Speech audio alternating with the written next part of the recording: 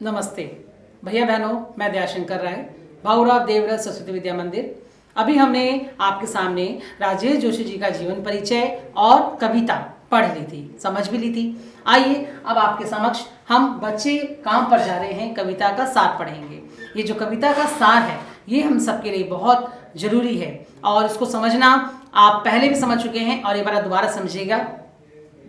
राजेश जोशी, ये पाठ हमारा बिल्कुल क्लियर हो जाएगा हमारे लिए। राजेश जोशी ने हमेशा मानवीय दुखों, खासकर बच्चों और महिलाओं के दुखों को अपनी कविता में स्थान दिया है।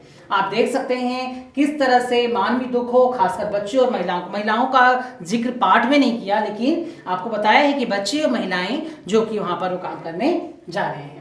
प्रस्तुत कविता में भी कवि इस बात से दुखी हैं कि बहुत सारे बच्चे ऐसे होते हैं जिन्हें अपना पेट भरने के लिए बचपन से ही काम पर जाना पड़ता है। ये हम कहाँ देख सकते हैं? ये हम वहाँ देखते हैं जहाँ पर माता एवं पिता दोनों के दोनों किसी काम को करने जा रहे हैं और बच्चे को घर पे अकेला छोड़ दिया गया है।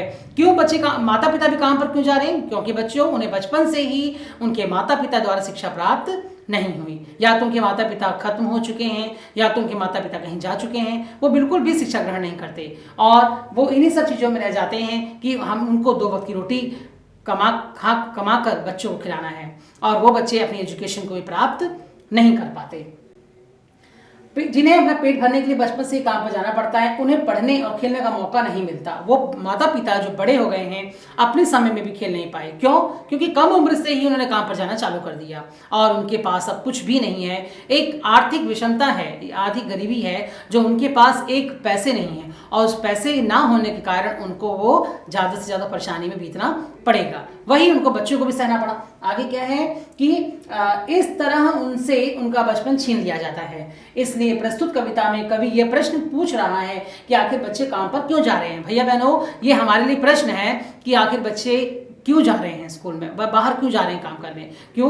क्योंकि आज आपको पता है आर्थिक विषमता के कारण इस कोरोना काल के समय भी अब ये हो गया है कि बच्चों के पास माता पिता के पास पैसे नहीं है, माता पिता छोड़ देते हैं तो जो करना है कमा धमा, हमें नहीं पता, शाम को हमें भी भोजन प्राप्त चाहिए, कहीं से भी तो कमा के ला। क्यों हम ये कर सकते हैं कि उनको निःशुल्क शिक्षा दे सकते हैं। कहीं मान लो सरकारी स्कूल है, कहीं हमारा कोई विद्यालय है, कोई संस्था है, वहाँ पे बिना किसी पैसे के द्वारा उनकी बच्चों की एक प्रतिभा को देख के हम पढ़ाया जा सकता है, बच्चों को समझाया जा सकता है। तो वही बताया है कि प्रश्न करते हैं कि क्यों बच्चों को पढ़ाया जा रहा है। उनके अनुसार ये बहुत ही भयावह है। छोटे छोटे बच्चे सुबह सुबह स्कूल जाने के बजाय काम पर जा रहे हैं। ये आपको पता ही है काम पर क्यों जा रहे हैं, क्योंकि माता पिता की जो एक स्थिति है वो सही नहीं है।